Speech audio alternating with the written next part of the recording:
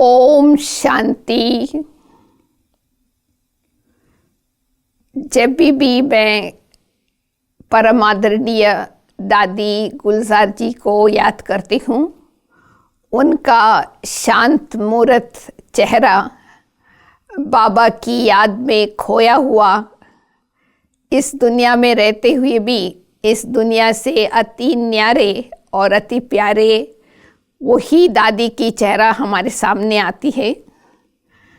और मैंने देखा है कि दादी बहुत कम बोलते हैं और जो भी दादी के मुख से वचन निकलता है वो दूसरी आत्माओं के लिए एक आशीर्वाद बन जाता है, वरदान बन जाता है।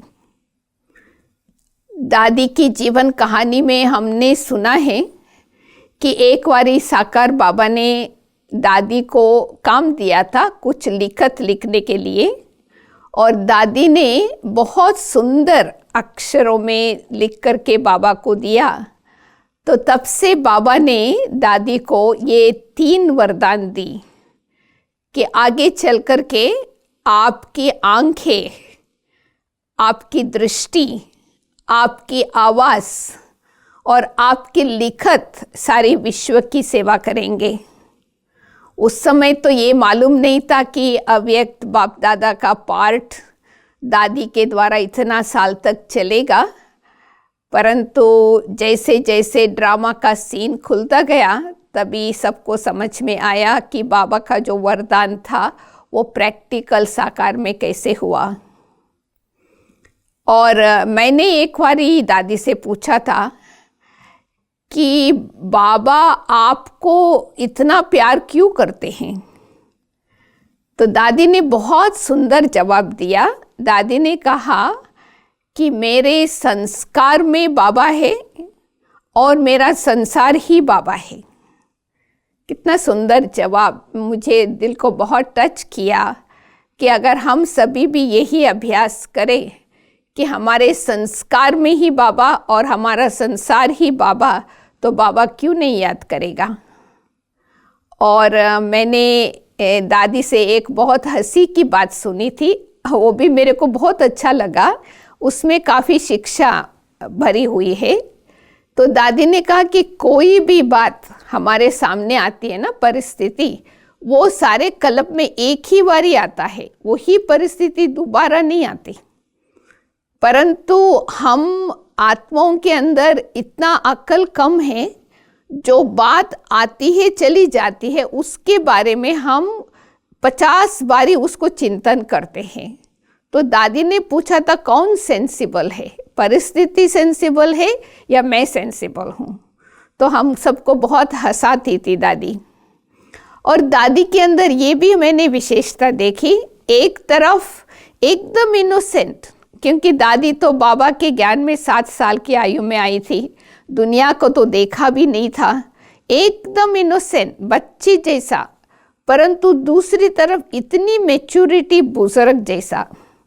तो माना दादी हर एक चीज़ देख करके उसको अच्छी तरह से देख करके अप्रिशिएट करने की कला थी, परंतु कोई भी चीज़ के तरफ अट्रैक्शन नहीं होता था। मैंने देखा प्रैक्टिकली विदेश में भी दादी के साथ हमको ट्रैवल करने का मौका मिला था, और एयरपोर्ट में भी कई शॉप्स होते हैं ना, तो कितनी सुंदर सुंदर चीज़ होती है, नए नए प्रकार के। तो दादी इंटरेस्ट से देखती थी ये क्या चीज़ है, क्यूरियोसिटी से, परंतु कोई चीज़ माना आकर्षण नहीं होते थे। तो ये बैलेंस, यानी बोलापन भी और साथ में मैच्योरिटी भी। और दूसरी बात हमको दादी से ये बहुत अच्छा सीखने को मिला था कि जीवन में खास करके ट्रैवलिंग में कई बातें होती है, जो हमने एक्सपेक्ट किया था उसी प्रकार से कभी चलता है, कभी नहीं चलता है।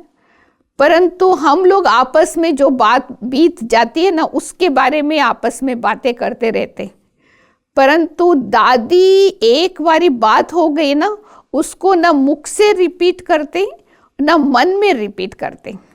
तो इसलिए दादी का बहुत समय बच जाता है और वेस्ट नहीं जाता है।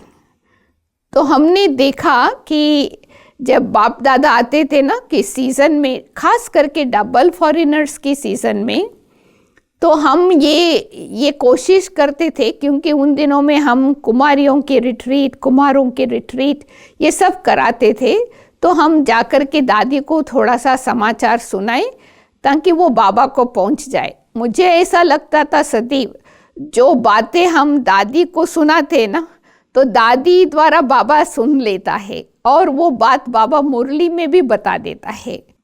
और दूसरी बात हमने देखा कि दादी को ये वरदान मिला था ट्रांस मैसेंजर का, ध्यान में जाने का, परंतु दादी ने उसका कभी भी एडवांटेज नहीं लिया। यानी किसी अचानक खुद ट्रांस में चले जाए ऐसा नहीं। जब भी प्रोग्राम मिलते थे उसी अनुसार ही ट्रांस में जाते थे। तो कुछ समय दादी की तबीयत ठीक नहीं थी, तो उन दिनों में ट्रांस मैसेज बाप दादा का भी प्रोग्राम थोड़ा सा बंद हो गया था और मैसेजेस भी दादी के द्वारा नहीं आती थी। तो हमने एक बारी दादी से पूछा, दादी बाबा क्यों नहीं मैसेज देता है आपके द्वारा, हम लोग मिस करते हैं। तो दादी ने कहा कि बाबा मुझे नहीं बुलाते, मैं क्या करूं। तो यानी जब भी उनको ऑफिशियल प्रोग्राम मिलता है तभी वो बाबा के पास जाएंगे और बाबा के द्वारा मैसेज लेके आएंगे। तो हमने देखा कि कितना हर एक बात का दादी का ध्यान रहता था। और हमने देखा कि दादी गुलजार, एक बारी दादी गुलजार, दादी जानकी और दादी प्रकाशमणि तीनों ही बैठे थे, हम सब विदेशियों का क्लास, टीचर्स का क्लास में। तो हमने पूछा, किसी ने पूछा, मैंने ट्रांसलेशन किया कि दादियों का आपस में इतना प्यार है, उसका क्या सीक्रेट है? एक दो को आप इतना रेस्पेक्ट देते हो, इतना प्यार करते हो। वैसे देखा जाए तो दादी प्रकाशमणि मधुबन में रहते हैं, दादी जानकी लंदन में रहती हैं और दादी गुलजार दिल्ली में रहती थी। तो बहुत सुंदर जवाब दिया दादी ने। दादी ने कहा कि हम तीनों ही एक दो को इतना प्यार और रेस्पेक्ट है, अगर कोई भी आकर के किसी के बारे में कुछ गलत बोलते हैं तो उसके कारण हम अपनी दादियों के प्रति जो हमारे मन में सम्मान है वो कभी हम नहीं कम करते। कई बार होता है ना, कोई आकर के किसी के बारे में आपको बता देवे तो उसके प्रति आपको भावना ही खत्म हो जाती। तो दादी ने कहा हमारी भावना नहीं खत्म होता है दादियों के लिए, और ही हम उनके उस आत्मा के मन में भावना बिठाते हैं। तो ये भी पाठ हमने सीखा कि अगर कोई आकर के आपको किसी के बारे में ग्लानि करे, उसको मान करके उसी के अनुसार नहीं चलना है, परंतु उसके प्रति आपके मन में भावना इतनी अच्छी हो जो फिर आप उसको उनके बारे में भावना बिठाओ। तो दादी गुलजार एक चित्र है बहुत सुंदर, दादी जानकी, दादी गुलजार और दादी प्रकाशमणि। तो उन्होंने कहा पता ये तीनों दादियों का क्या अंतर है। मैं ना कि हाइट में बहुत लंबी हूँ और दादी जानकी है ना कि विजडम में बहुत होशियार है, और दादी प्रकाशमणि प्रशासन में आगे है। तो दादी ने एकदम हंसी की मना रमणीकता के रूप से वो चित्रों का भी वर्णन किया था। और दादी जो भी क्लासेस कराते थे ना, कोई भी डबल विदेशियों का, ब्राह्मणों का, मना जिग्र से ये बात सदैव कहती थी खुशी के बारे में। ये मेरे को बहुत अच्छा लगता था। दादी ने कहा खुशी हमारी ब्राह्मण जीवन की खजाना है, कुछ भी हो जाए खुशी को नहीं गवाओ। अगर कोई आप सेवा करते हो और वो सेवा में माया आती है, आपकी खुशी गुम हो जाती है, वो सेवा छोड़ दो, बाकी खुशी नहीं छोड़ो। और इतना तक दादी कहती थी कि मरने का टाइम भी आ जाए ना तो खुशी खुशी से शरीर छोड़ना, दुख से नहीं। तो दादी ये वरदान हम सबको दिया है कि खुशी कभी गवाना नहीं अपने जीवन से। ब्राह्मण बनने के बाद खुशी गवाया माना सब कुछ गवाया। बाकी दादी ये भी हम सबके सामने बहुत अच्छी उदाहरण थी कि कर्मातीत अवस्था किसको कहा जाता है और कर्मातीत अवस्था को हम कैसे शरीर में रह करके प्राप्त कर सकते, कर्म भोग को कर्म योग में कैसे परिवर्तन करना है।